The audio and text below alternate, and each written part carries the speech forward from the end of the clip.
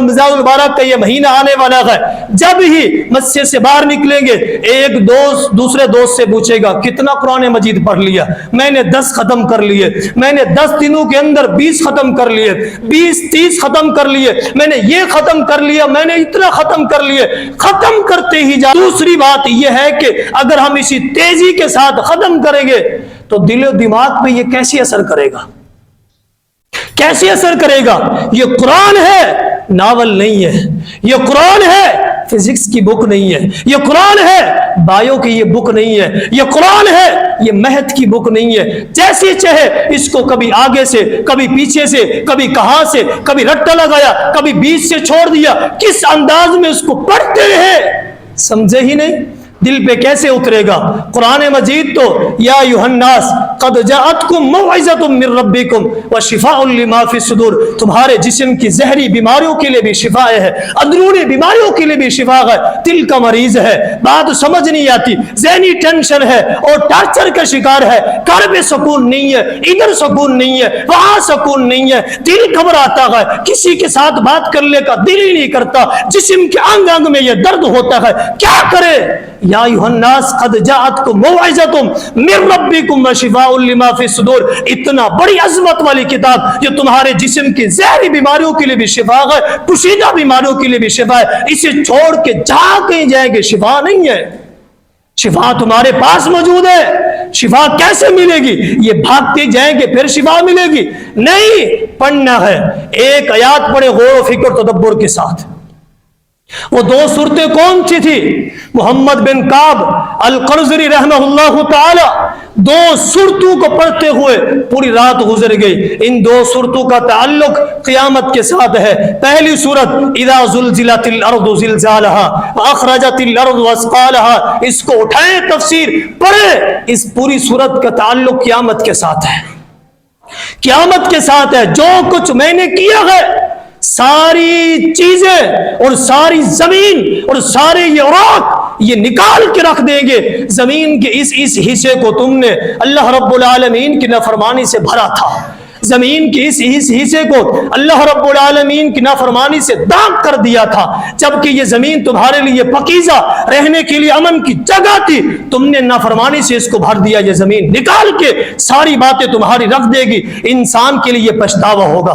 एक सूरत इज़ा ज़ुलज़िलतिल अर्दु ज़िलज़ालहा, गौर व फिक्र करते हुए सुबह हो गई। आप इस सूरत को पढ़ के तो देखें, इंसान के रोंगटे खड़े हो जाएंगे। ये क्या हो गया है जिसके ऊपर चल के हम मान करते थे, फख्र करते थे, ये हमारे खिलाफ हो गई है। वजह क्या है। अल्लाह रब्बुल आलमीन ने जमीन को अपने ताबे कर रखा है। कहीं सोच के अंदर न चला जा, जमीन को अपने ताबे कर रखा है, रात को अपने ताबे किया हुआ है, दिन अल्लाह रब्बुल आलमीन के ताबे है। गुनाह करते जाएंगे, नाफरमानियां करते जाएंगे, ये चीजें नहीं बोलेगी, ये रातें नहीं बोलेगी, ये दिन नहीं बोलेंगे, ये हरगिज नहीं है, ये मेरी सोच है सिर्फ। ये सारी चीजें रब ताला के ये ताबे हैं, ये सारे खोल खोल के बोलेंगे। दूसरी सूरत अल कारिया मल कारिया वमा अदराका मल कारिया, इस सूरत का ताल्लुक भी क़यामत के साथ है। मोहम्मद बिन काब अल कर्ज़री रहमहुल्लाह ताला ये 2 ही सूरतें पढ़ते हुए समझते हुए पूरी रात गुजार दी है। 2 बातें। तीसरी बात, पहली बात यह थी जो पिछले मौजू के साथ मुंसलिक थी। दूसरी बात, मुसलमानों को हुक्म दिया गया, लीडर है, आम मुसलमान है, दरमियाना मुसलमान है, दौलत वाला है, खूबसूरत है, अजमी है, अरबी है, जिस हाल में है, कुरान मजीद के अंदर तफक्कुर करे, तदब्बुर करे। तुम्हें हुक्म दिया गया है अल्लाह रब्बुल आलमीन की तरफ से। दूसरी बात यह है, ये तदब्बुर करना, ये तफक्कुर करना, ये अंबिया की सिफत है। सहाबा किराम किस अंदाज में कुरान मजीद के अंदर तदब्बुर और तफक्कुर करते थे। आइए बात सुनिए, अपनी बात को इख्तिताम की तरफ लेके जा रहे हैं।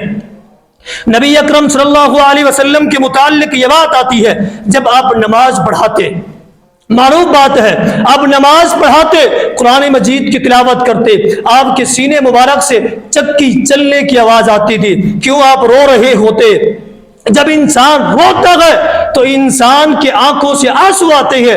نبی اکرم صلی اللہ علیہ وسلم کا رونا دیکھیں، آپ کی آنکھوں سے آنسو تو جاری ہی جاری ہے، لیکن آپ کا دل اس قدر خوف زدہ ہے کہ دل بھی کھول رہا ہے، جیسے ایک ہانڈی آگ کے اوپر رکھی جائے، جب وہ اپنے جوبن پہ ہوتی ہے، پکنے کے قریب ہوتی ہے، کیسے وہ ابل رہی ہوتی ہے، انسان اس کو ہاتھ بھی نہیں لگا سکتا، اتنا تیز ہوتی ہے۔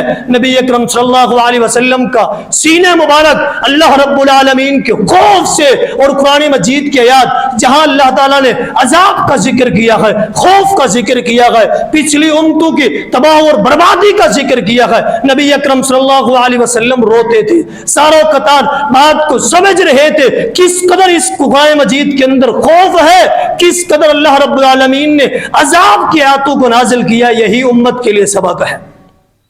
اور صحابہ کرام کے متعلق آتا ہے، کوئی ایک صحابی 10 آیاتیں سیکھ لیتے، سیکھنے کے بعد پھر اس پہ غور و فکر کرتے، غور و فکر کرنے کے بعد، سمجھنے کے بعد پھر اس کے مطابق مکمل عمل کرتے، عمل کرنے کے بعد پھر آگے صورتیں سیکھتے تھے، آگے آیات سیکھتے تھے، اس سے پہلے نہیں سیکھتے تھے۔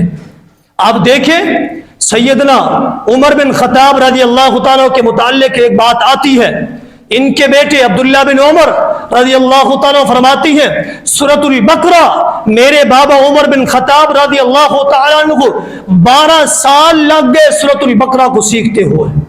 12 سال۔